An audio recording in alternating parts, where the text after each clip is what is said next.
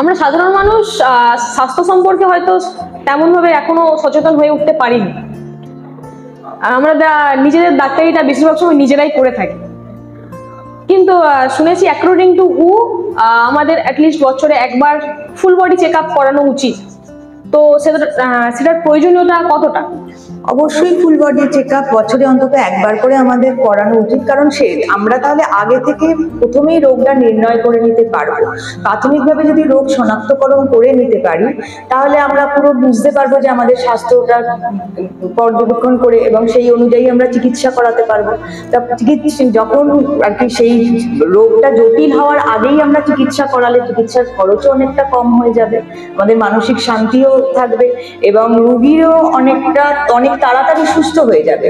তাছাড়া কিছু কিছু ক্রনিক রোগ হয়, যেমন ডায়াবেটিস, কোলেস্টেরল লেভেল, এইগুলো যদি আমরা জানতে পারি আগে থেকে তাহলে আমরা সেগুলো কন্ট্রোল করব, এবং এইগুলো কন্ট্রোল করলে আমাদের পরবর্তীকালে স্ট্রোক, কিডনি ডিজিজ এবং এই রিলেটেড প্রেশার বেশি থাকলে সেটা কমানো, সেটার ওষুধ খেলে সেইগুলো করলে আমাদের মানে আরো জটিল অনেক রোগ থেকে আমরা মুক্তি পাবো। তো ম্যাম, আমাদের এই ফিট থাকার জন্য বা ধরুন আমরা এই চেক আপ করার আগেও নিজেরা ফিট থাকতে চাইছি, তো সেক্ষেত্রে আমাদের কি কি লাইফস্টাইল ফলো করলে আমাদের সেটা আগামী দিনে সুবিধা হবে?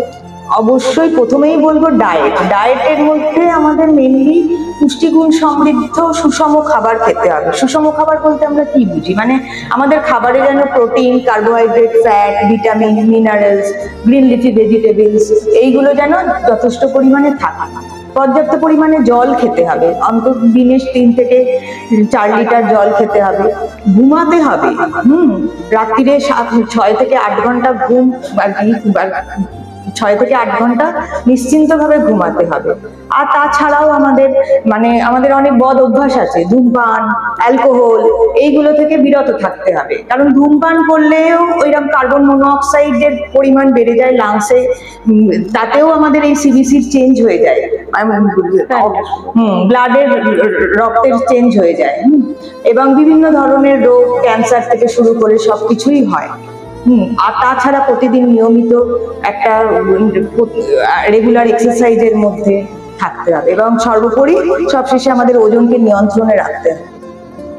একটা ম্যাম, যে আমরা তো বললেন যে গ্রিন লিফি ভেজিটেবল খাচ্ছি বা আমরা বিভিন্ন প্রোটিন, কার্বোহাইড্রেট সমস্ত খাবারগুলো খাচ্ছি ঠিকই, কিন্তু টাইম কি এখানে ভ্যারি করছে, যে টাইম মেনটেন করে খাবার দাওয়া করতে? অবশ্যই টাইম মেনটেন করে খেতে হবে, সময়ের গ্যাপ হলে তো সেটা হয়তো অনেকেই খাচ্ছে সকালে একবার খাচ্ছে, রাতে একবার খাচ্ছে, অথচ সবই প্রোটিন সমৃদ্ধ খাবার খাচ্ছে, তাতেও তাদের কি হচ্ছে, ওয়েটটা গেইন হয়ে যাচ্ছে, এটা হয়ে থাকে। হ্যাঁ, টাইম অবশ্যই সময়টা একটা ছোট ছোট গ্যাপ দিয়ে দিয়ে অল্প অল্প খেতে হবে। কখনোই একদম পুরো ভর্তি করে অনেক কার্বোহাইড্রেট খেয়ে নিলাম, ভর্তি হয়ে থাকলো, তারপরে আবার খানিকক্ষণ কার্বোহাইড্রেট বলতে ভাত খেয়ে নিলাম, আমাদের ভাতে অনেকটা রইলো, পেট ভর্তি রইলো, কিন্তু সেটাতে কি হয়, প্যানক্রিয়াসের ওপর আমাদের চাপ পড়ে।